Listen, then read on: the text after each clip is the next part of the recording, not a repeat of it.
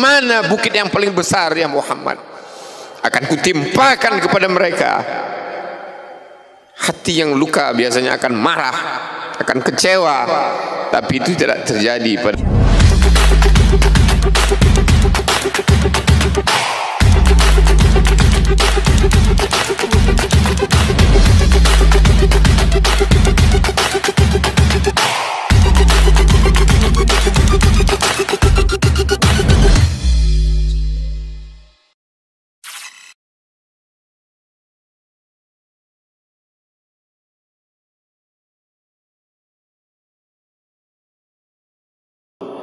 hadirin jamaah Jumat yang dimuliakan Allah Subhanahu wa taala. Semua orang senang melihatnya karena dia bersih, karena dia rupawan, karena dia sopan dan santun. Karena ayahnya meninggal dan ibunya juga sudah lama meninggalkannya. Orang kasihan melihatnya. Maka karena kesenangan hati mereka, mereka sendiri yang memberikan gelar untuknya yang belum pernah mereka berikan kepada orang sebelum dia. Gelar itu bernama Al-Amin, orang yang layak menerima amanah. Amin diambil dari 3 huruf, alif, mim, nun. Dari kata alif, mim, nun muncullah kata amanah. Orang yang mampu menerima amanah disebut Al-Amin. Kita mengatakannya jujur. Lawan daripada amanah adalah khianah, al-khain, pengkhianat. Dia tidak berkhianat. Dia adalah seorang yang mampu mengemban amanah dan terpercaya, maka semua orang percaya kepada dia. Dari alif, mim, nun juga akar yang sama dengan iman, akar kata yang sama dengan iman, maka iman berarti percaya. Dia adalah orang yang dipercaya karena memang dia mampu mengemban amanah. Kapan kebencian itu datang? Kebencian itu datang ketika dia naik ke atas bukit Safa dan dia berkata kepada semua penduduk Makkah, seandainya aku katakan di balik bukit Jabal Abi Qubais yang besar, gagah, perkasa, tinggi, menjulang ini ada pasukan musuh yang akan menyerang kita, apakah kalian percaya?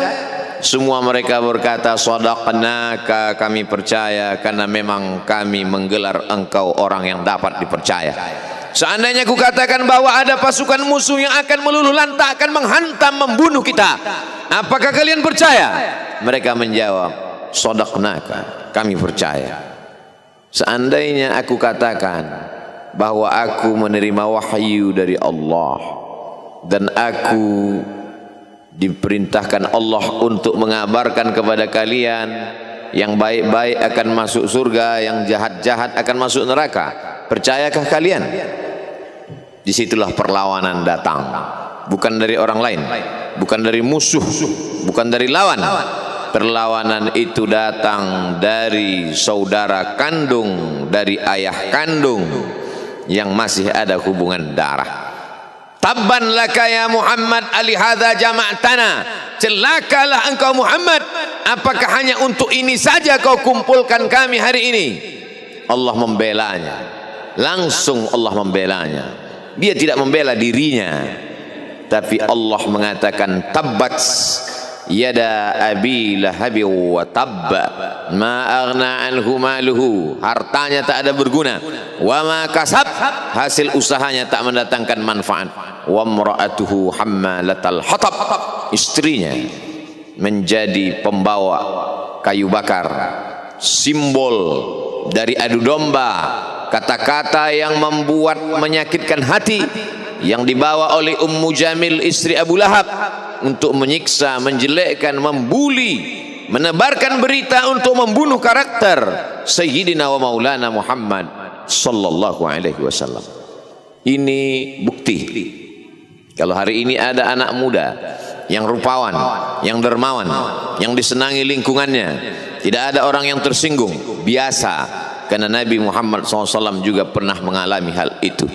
Tapi begitu kau katakan, aku tadi malam bermimpi bahwa aku mesti hijrah, meninggalkan komunitas peminum khamar, meninggalkan geng kita yang selama ini bicara tentang yang haram, maka disitulah mereka akan berkata, apakah hanya untuk ini saja kita berteman selama ini?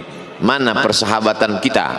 Apa yang dialami pemuda-pemuda hijrah hari ini dialami oleh Rasulullah SAW 14 abad yang silam.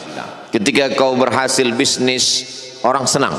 Ketika kau berhasil membina rumah tangga, tidak ada orang yang tersakiti. Ketika anakmu lucu-lucu dan kau berada di tengah mereka, tidak terusik kepentingan mereka, tidak terganggu ekonomi mereka, engkau adalah sahabat, engkau adalah teman setia. Tetapi ketika kau tidak ikut kemauan manusia, disitulah engkau sedang melantik dirimu sendiri menjadi musuh. Maka Allah kuatkan hatimu. Wa in tuti' aktsara man fil ardi, kalau kau ikut kebanyakan orang di atas muka bumi, yudhilluka an sabilillah, mereka hanya akan menyesatkan engkau dari jalan Allah Subhanahu wa taala. Tapi api itu tidak pernah padam. Kalau dia padam, maka berakhirlah dakwah Islam. Dia terus bergelora, dia terus menyala, dia terus membakar kemunafikan, membakar kemusyrikan, sampai akhirnya embargo pun tiba. Jangan ada yang mau bergabung dengan kelompok Muhammad sallallahu alaihi wasallam. Jangan ada yang mau berkirim makanan, jangan ada yang mau berdagang, jangan ada yang mau menjalin transaksi. Mereka ingin membunuh secara perlahan-lahan. Jangan beli produknya, jangan duduk bersamanya, jangan berteman dengan dia. Kenapa kamu mau berfoto dengan dia? Kenapa kamu mau bergambar dengan dia? Kenapa kamu masih mau mendengar ceramah dia? Adakah orang yang mengalami hal itu hari ini? Adakah ketakutan-ketakutan dari hamba Allah yang mengatakan Allahu Akbar, Allah Maha Besar, tapi takut ditinggalkan kawan, cemas ditinggalkan sahabat? Maka itu pernah terjadi pada kelompok Sayyidina wa Maulana Muhammad sallallahu alaihi wasallam. Kalau pembunuhan karakter tidak berhasil, maka ada yang lebih dahsyat daripada itu. Mereka tawarkan dunia beserta isinya. Wallahi, demi Allah wahai paman, demi Allah wahai Abu Talib, law wada'u syamsa fi yamini wal qamara fi yasari, andai mereka letakkan matahari di tangan kananku, bulan di tangan kiriku, ala atruka hadzal amr, supaya aku tinggalkan dakwah ini, aku tidak akan meninggalkannya. Bujuk rayu mulai tiba. Itu terjadi pada diri Nabi Muhammad sallallahu alaihi wasallam. Kalau kau tidak mempan dimusuhi, kalau kau tidak mempan dirangkul, kau akan dipukul. Kalau kau tidak mempan dipukul, kau akan dirangkul. Berbagai macam cara, dari mulai yang paling keras sampai yang paling lembut, dari mulai yang paling lembut sampai yang paling keras, sampai akhirnya tempat bergantung itu hilang, lenyap, musnah. Ada dua tempat bergantung, saudara kandung ayah Abu Talib. Mereka tidak mengusiknya karena dia keponakan Abu Talib. Abu Talib anak Abdul Muttalib, Abdul Muttalib anak Hashim, Hashim anak Abdi Manaf, Abdi Manaf anak Qusay, Qusaylah pendiri Darun Nadwah. Mereka keturunan darah mulia dari Adnan. Adnan menerima tetesan darah dari Ismail. Ismail anak kandung Ibrahim alaihissalam. Jangan ganggu dia karena dia keponakan Abu Talib. Masih ada backing, tapi Allah ingin agar hati itu tidak bergantung kepada manusia. Dia buat Abu Talib meninggal dunia, masih ada lagi tempat bergantung. Dia yang dulu ketika kedinginan datang, dia yang menyelimuti. Yang dulu ketika ketakutan datang, dia yang menenangkan. Dia datang menemui Waraqah ibnu Naufal. Waraqah berkata, Namus, malaikat yang pernah datang kepada Ibrahim, yang pernah datang kepada Musa, yang pernah datang kepada Isa, sekarang dia datang kepada suamimu. Katakanlah, jangan takut, jangan cemas. Kalau nanti sampai masanya dia akan diusir dari kampung halamannya, aku orang pertama yang akan membelanya. Karena begitu yang kutemukan dalam kitab-kitab suci yang kubaca, kata Waraqah bin Naufal. Hari itu juga tempat bergantung itu patah. Khadijah menghadap Allah subhanahu wa ta'ala. Tak lagi ada makhluk tempat bergantung, tak ada lagi ranting tempat berhinggap, tak ada lagi batang kayu tempat berpegang. Allah ingin agar engkau berserah hanya kepada Dia saja. Tidak ada makhluk. Bersandar kepada makhluk akan kecewa, bersandar pada kayu yang rindang akan tumbang, bersandar kepada benda akan binasa, bersandar kepada sahabat akan berubah menjadi musuh. Bersandarlah kepada Dia, Hayyun Maha Hidup, la yamut, Dia tak pernah mati. Bersandarlah kepada Dia, Al-Aziz yang Maha Perkasa, Al-Jabbar yang Maha Berkuasa. Itu yang diinginkan Allah dari sosok Sayyidina wa Maulana Muhammad sallallahu alaihi wasallam. Dia pergi, sengaja dia pergi berjalan kaki, karena kalau dia pergi menunggang unta, mereka sudah mengintai, dia pasti lari, dia akan pergi ke tempat yang jauh. Sengaja dia pergi berjalan kaki. Lalu kemudian dia pun sampai ke suatu tempat. Dia berharap mereka adalah orang-orang yang lembut akan yang menerimanya, tapi dia tidak diterima dengan tala'al badru alaina. Dia tidak diterima sebagai ahlan wasahlan.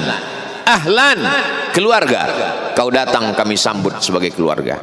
Sahlan, mudah, kau datang urusanmu mudah. Ahlan wasahlan. Tapi dia tidak dianggap sebagai keluarga, dia tidak dianggap sebagai sahlan, dia dianggap sebagai musuh. Dia dilempar dengan batu, dia dilempar dengan kayu, dia dilempar dengan tulang onta. Apa yang dia lakukan? Dia bersembunyi di balik bukit. Dia angkat kedua tangannya. Ilaika ashku dha'fa quwwati. Kepada engkau saja aku mengadukan kelemahanku. Wa qillata hilati, ketidakberdayaanku. Wa hawani bainan nas, aku hina di tengah mereka. Kalau dulu aku ada tempat bergantung, ada tempat bersandar, ada tempat mengadu, hari ini hanya engkau saja ya Allah. Datanglah malakul jibat, malaikat penjaga segala bukit di atas dunia. Kau tunjuk mana bukit yang paling besar ya Muhammad, akan kutimpakan kepada mereka. Hati yang luka biasanya akan marah, akan kecewa, tapi itu tidak terjadi pada Nabi Muhammad sallallahu alaihi wasallam. Apa yang dia katakan? Asallah an yukhrij min aslabihim man ya'budullaha wa la yusyrika bihi syai'a. Ya Allah, keluarkan dari tulang sulbi mereka, keluarkan anak cucu mereka yang akan menyembah Engkau. Tidak ada satupun yang akan mempersekutukan Engkau di atas muka bumi ini. Doanya dikabulkan, hatinya susah, pikirannya kacau, tapi lidahnya tidak berkata-kata kasar. Dia doakan agar anak cucu mereka menyembah Allah. 100% penduduk Taif hari ini bersyahadat asyhadu an la ilaha illallah wa asyhadu anna Muhammadan Rasulullah. Doa orang yang teraniaya, doa orang yang terzolimi. Dia berhenti di sebuah kebun. Ada seorang yang bukan terpandang membawakan beberapa ranting anggur sebagai pelipur lara, penghilang haus, pelepas dahaganya. Ketika anggur itu akan masuk ke mulutnya, dia berkata Bismillahirrahmanirrahim, atas nama Allah. Maka hamba sahaya miskin, susah, melarat, perantau yang tak punya apa-apa itu heran. Apa yang kau ucapkan? Bismillah. Kau sebut nama Allah ya. Tidak ada satupun orang di kampung ini kalau makan menyebut nama Allah. Siapa engkau? Aku Nabi yang diutus Allah subhanahu wa ta'ala. Berarti engkau sama dengan orang yang dulu pernah berada di kampungku. Engkau dari mana? Aku dari Ninawi. Ninawi ya. Di sana ada saudaraku, kata Nabi Muhammad sallallahu alaihi wasallam. Di sana ada saudaraku namanya Yunus bin Matta. Yunus bin Matta adalah saudaraku. Sama-sama hamba yang diutus Allah Subhanahu wa taala. Dia juga diingkari oleh kaumnya. Dia masuk ke dalam lautan, ditelan seekor ikan dalam 3 kegelapan. Gelapnya tengah malam, gelapnya lautan, gelapnya perut ikan. Dia berserah kepada Allah. La ilaha illa anta subhanaka inni kuntu minal zalimin. Begitu cara Allah mengingatkan Nabi Muhammad sallallahu alaihi wasallam. Apa yang kau rasakan hari ini belum ada apa-apanya dengan apa yang pernah dirasakan oleh Yunus bin Matta. Mendengar itu langsung saja Addas bersimpuh sujud mencium lutut Nabi Muhammad sallallahu alaihi wasallam. Dia tidak mulia, dia hamba sahaya, dia miskin, dia perantau, tapi dia sempat mencium tangan Nabi Muhammad sallallahu alaihi wasallam. Dia sempat menghilangkan dahaga dari leher Nabi Muhammad sallallahu alaihi wasallam. Pertemuan yang berkesan. Biarlah pertemuan itu sekali, tapi sampai ke lubuk hati. Untuk apa pertemuan yang berulang kali tapi hanya sampai di tepi bibir, hanya basa-basi? Nabi sallallahu alaihi wasallam kembali, dia pulang. Di tengah perjalanan dia mendengar, qul, katakan, uhiya ilayya annahu istama'a nafarun minal jin. Ada sekelompok jin. Jin itu berkata, inna sami'na qur'anan ajaba. Kami mendengarkan bacaan Al-Quran ajaba, menakjubkan, ajib. Biarlah manusia menolakmu, biarlah manusia yang aku dan sombong itu tidak menerimamu, tapi ada satu makhluk yang mau menerimamu. Inna, kami dari kalangan jin, sami'na, mendengar Qur'anan ajaba, bacaan Al-Quran yang mengagumkan, yahdi ila rusdi, yang membuat kami lurus berpikir benar. Betapa jin yang dikatakan makhluk jahat, tapi ketika dia mendengarkan bacaan Al-Quran tersentuh hatinya dan dia bersyahadat, anna minnal muslimun, kami ada yang muslim, wa minnal qasitun, kami ada yang kafir. Yang muslim taharrau rasyada, selalu mencari jalan kebenaran. Yang kafir kanu li jahannam hataba, mereka hanya akan menjadi santapan neraka jahanam. Ia kembali ke kota suci Makkah Al-Mukarramah seperti biasa, sampai akhirnya datanglah malaikat Jibril membelah dadanya, mensucikan hatinya sampai layak. Lalu kemudian dia pun dibawa. Subhanalladzi asra bi'abdihi lailan, maha suci Allah yang memperjalankan hambanya pada suatu malam, minal masjidil harami ilal masjidil aqsa, dari masjidil haram ke masjidil aqsa, alladzi barakna haulah, kami berkahi sekelilingnya. Untuk apa? Linuriyahu min ayatina, kami ingin memperlihatkan kepadanya tanda-tanda kebesaran kami. Selama ini dia hanya didengar, azab kubur didengar, neraka jahanam didengar, malaikat didengar. Hari ini kami ingin memperlihatkan tanda-tanda itu kepada hamba kami. Jangan bersedih ketika kau didustakan, jangan bersedih ketika kau dibunuh karaktermu, jangan berduka cita ketika tidak ada manusia yang menerimamu, karena sesungguhnya itu hanyalah cara Allah menguatkan hatimu, karena dia ingin mengangkat derajatmu, menempatkan di tempat yang terpuji, memperlihatkanmu sesuatu yang tidak pernah dia perlihatkan kepada manusia yang lain. Dia buat hatimu hancur berkeping agar tidak lagi ada tempat makhluk dalam hatimu, yang ada hanya Allah semata. Ma fi qalbi ghairullah. Pada saat itu mentalmu sudah kuat, layaklah engkau berada di tempat yang terpuji. Kalau ada orang menyakitimu, jangan berduka. Kalau ada tetangga, sahabat, kawan baik meninggalkanmu, jangan berduka lara, karena sesungguhnya di balik itu semua, fa inna ma'al usri yusra, inna ma'al usri yusra. Idza daqat 'alaika dunya faqul ya Allah. Kalau terasa sempit dunia, mengadulah kepada Allah. Idza sa'alta fas'alillah, kalau minta-mintalah kepada Allah. Wa idza sta'anta fasta'in billah, kalau minta tolong, minta tolonglah kepada Allah. Iyyaka na'budu wa iyyaka nasta'in. kepada Engkau kami menyembah, kepada Engkau kami beribadah, kepada Engkau kami bersimpuh sujud, kepada Engkau juga kami meminta pertolongan. Barakallahu li wa lakum fil Qur'anil azim wa nafa'ani wa iyyakum bima fihi minal ayati wadh-dhikril hakim wa taqabbala minni wa minkum tilawatahu innahu huwal ghafurur rahim. Alhamdulillahilladzi bi ni'matihi tatimmus shalihat.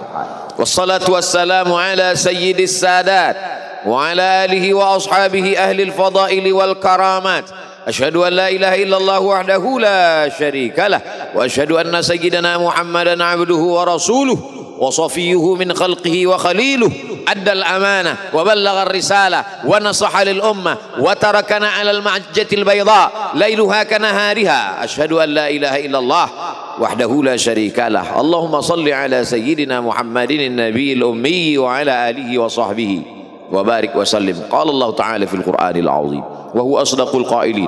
A'udzu billahi minasy syaithanir rajim. Bismillahirrahmanirrahim. Wal 'ashr innal insana lafi khusr illa alladhina amanu wa 'amilus shalihat wa tawasaw bil haqq wa tawasaw bis sabr. Wa qala ta'ala fi ayatin ukhra inna Allaha wa malaikatahu yusalluna 'alan nabi ya ayyuhalladzina amanu sallu 'alaihi wa sallimu taslima. Allahumma ighfir lil muslimina wal muslimat wal mu'minina wal mu'minat al ahya'i minhum wal amwat bi rahmatika ya arhamar rahimin. Allahumma ansuril islam wal muslimin wa khzulil kafarata wal musyrikin wa dammir a'da'aka 'adad-din. اللهم انصر إخواننا المجاهدين المظلومين في فلسطين وفي روهينيا وفي كل مكان من مشارق الأرض إلى مغاربها. لا تدع لنا في مقامنا هذا وفي ساعتنا هذه ذنبا إلا غفرته ولا هما إلا فرجته ولا دينا إلا قضيته ولا مسافرا إلا وصلته ولا مريضا إلا شفيته ولا ميتا إلا رحمته ولا حاجة من حوائج الدنيا والآخرة لك رضا ولنا فيها صلاح إلا قضيتها ويسرتها يا رب العالمين. عباد الله أوصيكم ونفسي بتقوى الله وطاعته فقد فاز المتقون. إن الله يأمر بالعدل والإحسان وإيتاء ذي القربى وينهى عن الفحشاء والمنكر والبغي يعظكم لعلكم تذكرون. فاذكروا الله العظيم يذكركم واسألوه من فضله يعطكم ولذكر الله أكبر والله يعلم ما تصنعون. أقم الصلاة.